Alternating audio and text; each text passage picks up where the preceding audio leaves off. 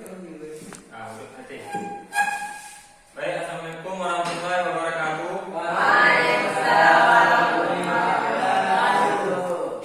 Untuk pertemuan yang terakhir hari ini, insyaallah bakal sukses ya. Untuk mata pelajaran kita hari ini ada komputer dan jaringan dasar. Sebelum saya memulai pembelajaran hari ini, diutamakan kita berdoa dulu sejenak ya. Mohon bagi anak-anak bisa berdoa sebentar biar Bapak yang bimbingkan. Baik, untuk berdoa dimulai.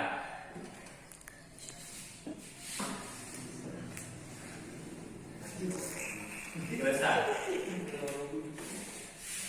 Baik, sudah berdoa tadi, semoga untuk pembelajaran hari ini bermanfaat bagi saya semua ataupun bapak-bapak juga. Sebelumnya saya absen dulu sebentar, semoga biar saya lihat yang mana hadir atau enggak. Yang pertama ada Muhammad Nurjadi, hadir kak? Hadir Pak. Yang kedua ada Muhammad Ari. Yang ketiga ada Muhammad Abdal. Yang keempat ada Muhammad Aldi. Yang kelima ada Wahdi. Oke. Yang terakhir Almulia ada. Baik, nanti semua di rumah ada ya. Baik, sekarang Bapak akan mempresentasikan beberapa dari poin materi komputer dan jaringan dasar. Baik, kalau ini nggak ada infonya kayak gini aja.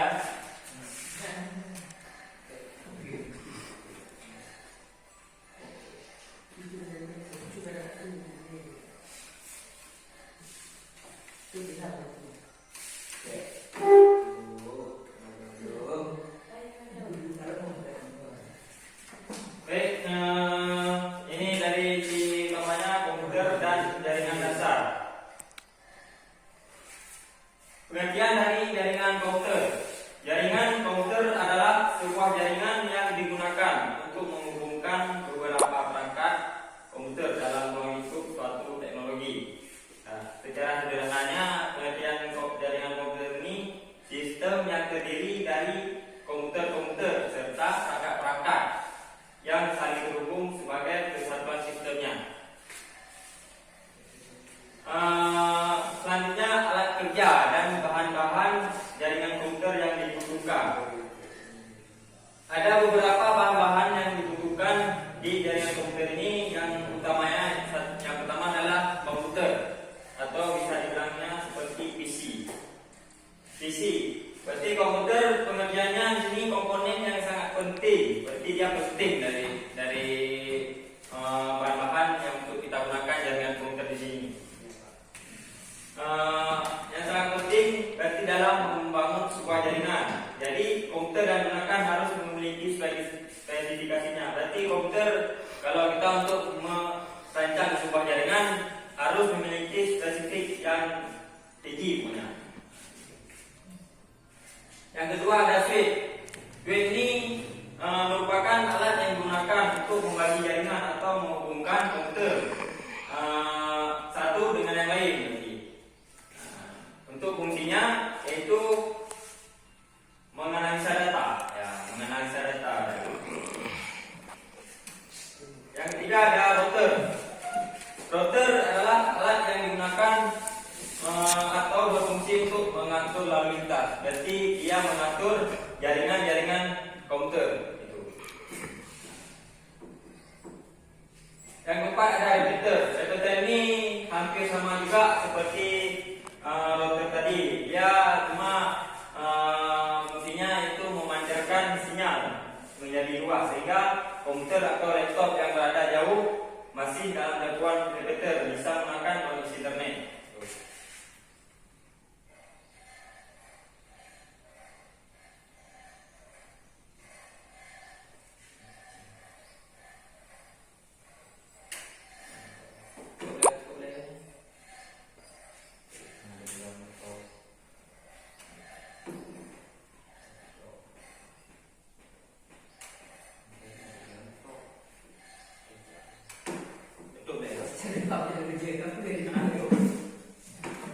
Yang poin yang kelimanya yaitu ada kabel UTP. Kabel UTP ini mungkin fungsinya untuk merancang kabel jaringannya atau alur untuk membangun sebuah jaringan. Yang pengertiannya yaitu komputer tidak akan terhubung melalui beberapa perangkat dengan tidak memakai kabel UTP tersebut. Yang kedua, poin kedua yaitu alat kerja untuk membangun sebuah jaringan komputer yang sangat dibutuhkan. Yang pertama ada transcripting. Transcripting ini pengertiannya bisa dibilang untuk menjepit yang sudah kabelnya sudah di yang sudah dihubungkan dengan konektornya. Yang kedua ada tester. Tester ini gunanya untuk melihat yang kabel tadi yang kita buat tadi bisa berfungsi atau tidak. Berikut ada beberapa klasifikasi dari beberapa jaringan komputer. Jaringan komputer dapat diklasifikasikan menjadi beberapa tiga jenis. Yang inti utamanya ada tiga jenis, yaitu ada LAN yang artinya local area network. Yang kedua ada MAN. MAN ini alias dari metropolitan area network. Yang terakhir ada WAN, wide area network. Yang pertama kita bahaskan dari klasifikasi tadi yaitu LAN. LAN dalam materi instalasi jaringan komputer adalah jaringan komputer yang diimplementasikan dalam lingkup geografi terbatas. Misalnya LAN ini kita gunakan di sebuah ruangan seperti lab ataupun perusahaan, yaitu perusahaan dalam ruangan, satu ruangan gitu. Yang kedua ada jaringan MAN. Jaringan MAN ini mencakup radiusnya lebih luas seperti WiFi yang sekarang ataupun perusahaan-perusahaan kayak Telkomsel gitu. Misalnya satu instansi di kantor pusat, misalnya di Jakarta, itu perlu jaringannya harus memakai klasifikasi dari MAN. Dan terakhir ada wide area network. Ketiga dalam materi klasifikasi ini yaitu network yang digunakan saling terhubung dengan menggunakan media dan teknologi yang beragam. Dari teknisnya pun sangat banyak. Selanjutnya setelah dimuat berbagai aplikasi jaringan komputer ini dikenal dengan nama internet. Seperti misalnya seperti jaringan dunia ataupun banyak hal itu ya. Baik, kita masuk dari materi yang selanjutnya, topologi jaringan. Jadi topologi jaringan ini adalah suatu cara untuk membuat sejumlah komputer saling berhubungan satu sama lain, baik menggunakan kabel maupun kabel. Kabel ini berarti jaringan tanpa kabel. Topologi jaringan sering juga dipakai suatu perusahaan, lembaga ataupun badan institusi agar antara anggota bisa saling melakukan komunikasi dengan cepat dan aman. Ada beberapa macam-macam topologi jaringan di sini. Yang pertama ada topologi ring.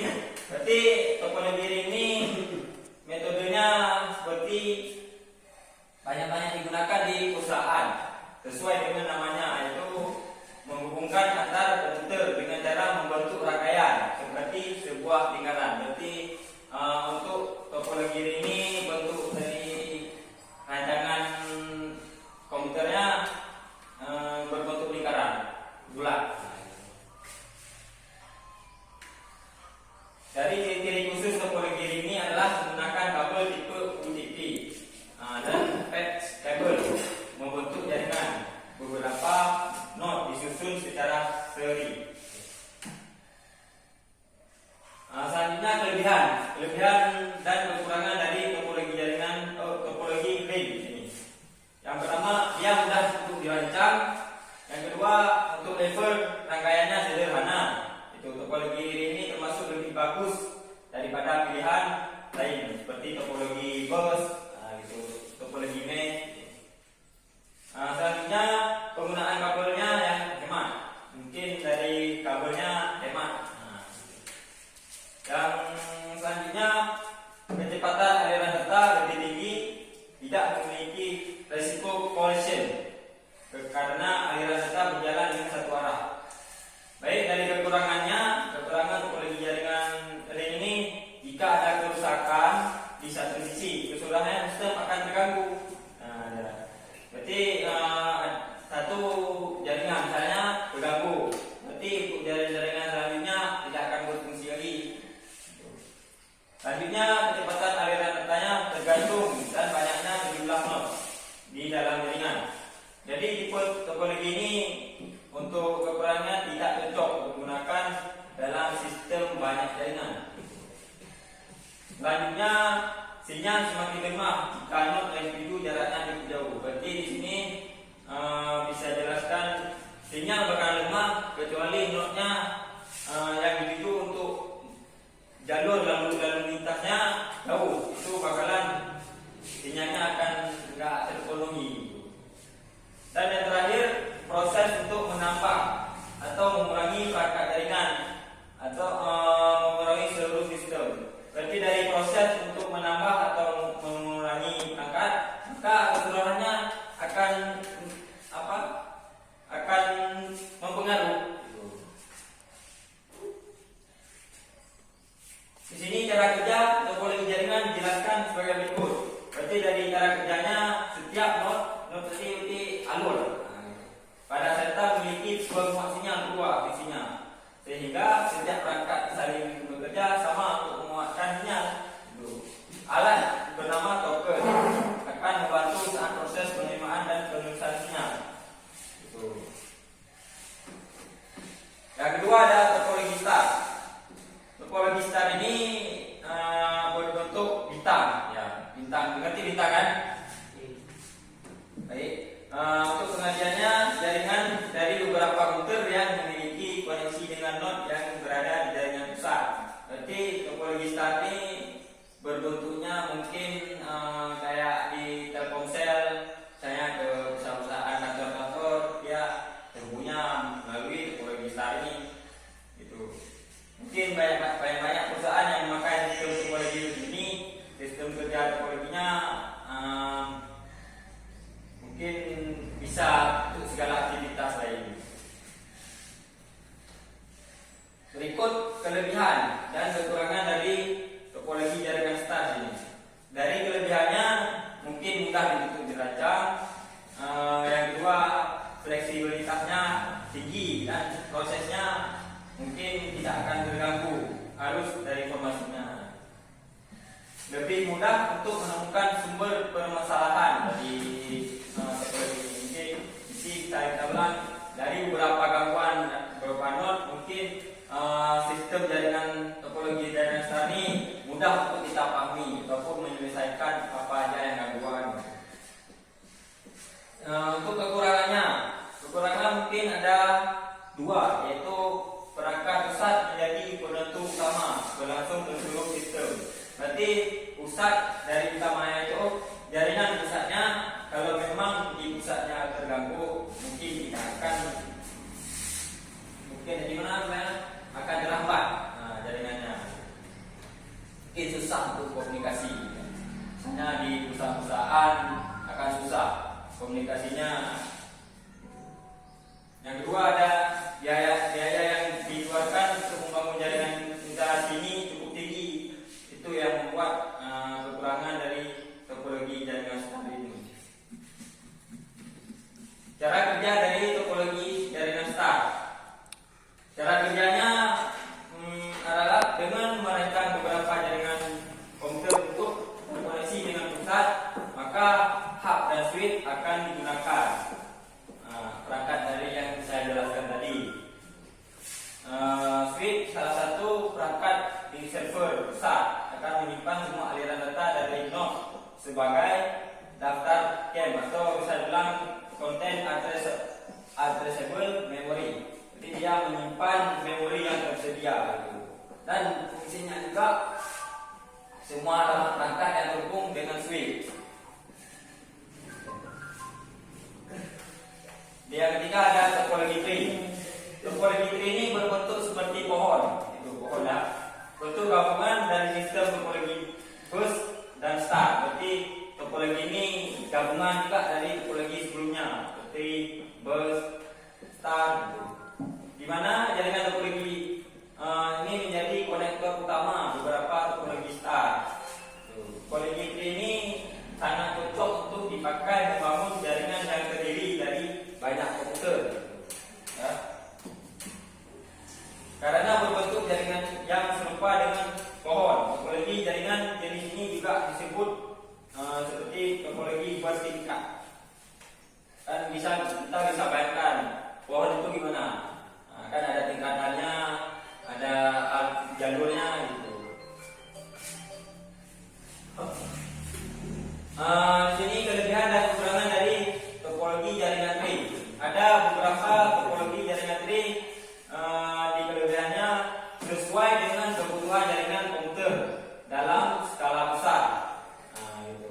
Dan kedua ada pengembangan jaringan dapat dilakukan dengan mudah jika salah satu transponder mengalami kerusakan, tidak akan mengganggu keseluruhan sistemnya. Yang terakhir kelebihannya arus informasi data dapat dilakukan secara point to point. Berarti dari saya ke kamu gitu, itulah point to point. Kekurangannya ada beberapa juga. Dari seluruh jaringan akan bergantung, sangat bergantung ya dengan kabel penghubung utama. Perangkat ataupun peran hub tadi dari perangkatnya penting jika terjadi kerusakan, maka akan menyebabkan pengaruh yang besar terhadap sistem topologinya. Yang terakhir ada topologi mesh. Yang keempat ada topologi mesh. Topologi mesh ini jala ataupun menjala, dia luas. Sistem topologi di mana koneksi antar komputer saling terhubung secara langsung satu sama lain. Koneksi antar komputer secara langsung seperti ini disebut dedicated line. Pada umumnya jenis topologi jaringan seperti ini diperuntukkan pada sistem teknologi topologi yang memiliki perangkat komputer dedicated. Jaringan topologi ini dapat meningkatkan kecepatan proses transfer data karena langsung dikirim menuju komputer yang dituju tanpa mendarat. Makanya topologi ini untuk transfer informasinya mungkin agak cepat, bantu dari topologi lain maupun jaringan-jaringan yang di luarnya. Ini kelebihan dan kekurangannya. Dari kelebihannya, topologi mesh ini dengan dedicated link, data yang ditransfer mengalir lebih cepat ke komputer yang dituju. Jadi dengan kelebihannya ini untuk kita mentransfer data atau informasi lebih cepat masuk ke komputer yang lainnya.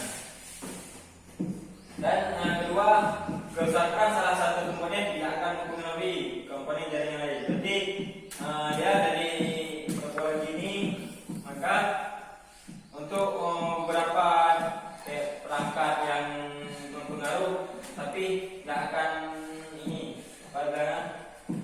tidak akan nampak-nampak jaringannya. Dari kekurangannya yaitu menggunakan banyak kabel. Kabelnya banyak menggunakan, mungkin untuk biayanya mungkin sangat diperhitungkan. Dan juga proses instalasinya mungkin agak susah untuk dibangun. Dan terakhir ada topologi peer-to-peer. Ini peer-to-peer berarti berlawan arah. Topologi jaringan ini menghubungkan dua komputer dengan satu buah kabel. Berarti dari komputer satu komputer lain tapi satu arah, cuma satu kabel. Setiap komputer di dalam jaringan topologi peer-to-peer ini dapat saling berinteraksi tanpa adanya server. Berarti komputernya untuk mengirim data tanpa perlu server. Server itu ya switch tadi hub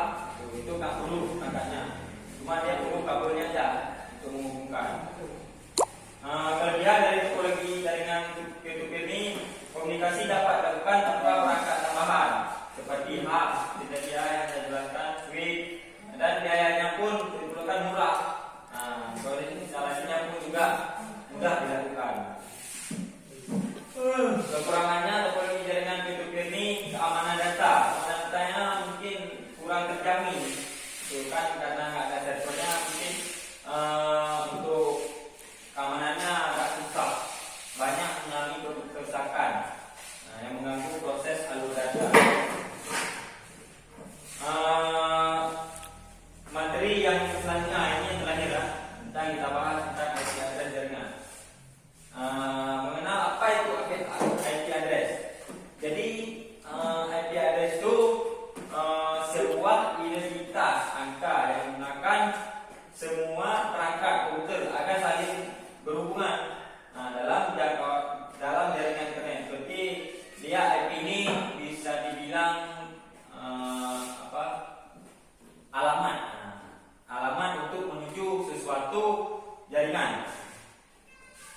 Di dalam IP address ini terdapat ada dua bagian. Yang pertama ada network ID, ada host ID. Dari pengertiannya, network ID ini bagian dari IP address yang memberitahu di mana jaringan itu aktif. Berikut host ID. Host ID ini adalah bagian IP address yang menuju, berarti dia menuju pada alamat perangkat dalam jaringan. Mengenal jenis-jenis IP address. Jadi di sini ada juga jenis-jenis IP address-nya. Yang pertama ada mengenal IP public dan IP privat. Yang kedua ada IP dinamik dan IP statik. Dan terakhir mengenal IPv4 dan IPv6.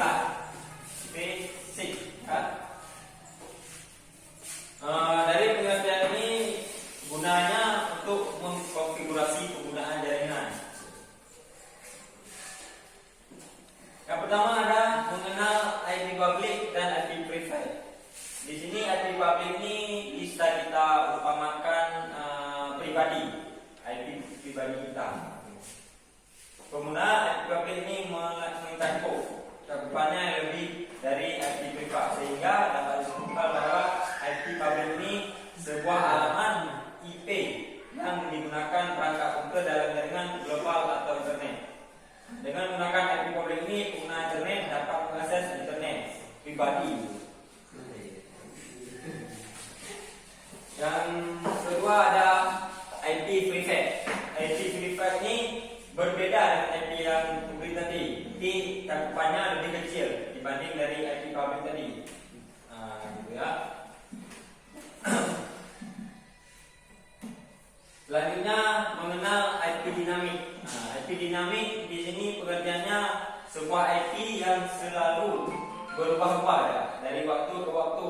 Maka biaya yang efektif bagi provider internet atau ISP untuk alokasi IP kepada pelanggan. Cuma dia susahnya akan berubah-ubah dari IP ini.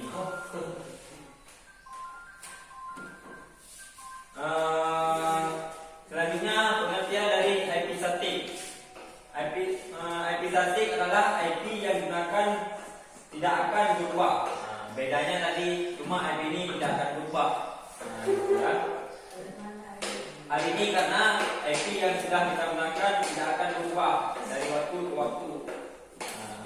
Maka dari pengertian ini IP statik ini untuk providernya mungkin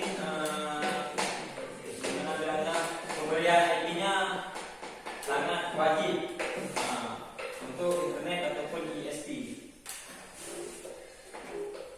Yang ketiga yang tadi berarti mengenal pengertian IPv4 dan IPv6. Yang pertama ada pengertian IPv6. Dari pengertian IPv6 ini versinya yang keempat yang digunakan untuk mengidentifikasi perangkat jaringan dalam sebuah sistem pengalamatan. Jadi jaringan ini mengidentifikasi menjelaskan untuk sistem alamatannya. Perkembangan zaman yang cukup pesat sekarang ini berarti untuk membuat penggunaan IPv4 ini tidak memenuhi jumlah penggunaan perangkat komputer yang semakin banyak. Namun hal tetap bisa dibatasi dengan penggunaan NAT. Bisa bilang network address translation, itu dari translate-nya. Yang terakhir pengertian IPv6. IPv6 ini sangat terbaru versinya. Mungkin lahirnya awal 2008 gitu. Dan mungkin semakin lama juga akan menipis gitu, peminatnya. Karena banyaknya perpaduan lengkap dan huruf terjadi membuat IPv4 tidak dapat menampung semua jaringan. Yang C, mengenal fungsi-fungsi dari IP address. Banyak sekali dari fungsi-fungsi IP address yang dapat mendukung aktivitas kita dalam berinternet. Banyak kan fungsi-fungsinya dari IP address ini banyak internet ya. Adapun fungsi seperti sebagai sebuah identitas alamat perangkat dalam sebuah jaringan dan sebagai alat identifikasi host atau interface. Ada yang pertama IP address sebagai identitas alamat perangkat. Digunakan sebagai identitas alamat setiap perangkat jaringan yang digunakan untuk melakukan komunikasi antar perangkat. Fungsinya yaitu sangat berguna bagi perangkat komputer di dalam alat mengakses internet. Yang kedua ada IP address sebagai alat identifikasi interface atau host. Perangkat komputer yang digunakan dalam sebuah jaringan disebut sebagai host. Guna IP address ini harus berbeda pada setiap host atau perangkat. Dan terakhir, bagaimana cara kerja IP address ini ya? Kita misalnya mengirim email untuk mengakses jaringan yang terhubung ke internet atau yang memberi Anda akses internet. Hal ini akan terhubung ke provider internet atau saya bilang ISP. Apapun yang Anda miliki di rumah ataupun menggunakan jaringan perusahaan di kantor, untuk melakukan ini dengan sukses, komputer Anda menggunakan protokol internet dan alamat IP Anda akan digunakan sebagai alamat pengirim virtual untuk membuat koneksinya. Baik, sekian dari hasil presentasi untuk hari ini. Mungkin agak sedikit banyak, selanjutnya agak membosankan juga. Semoga bisa bermanfaat ya bagi kalian ya. Sekian juga untuk pertemuan hari ini. Saya ada kata saya pun kalau tidak berkenan, saya minta maaf. Yang mana baik diambil, yang mana buruk dikasih kembali biar bisa belajar juga. Sebelum saya menutup pertemuan hari ini, kita berdoa terlebih dahulu. Semoga manfaat untuk materinya ya. Baik, doa dimulai.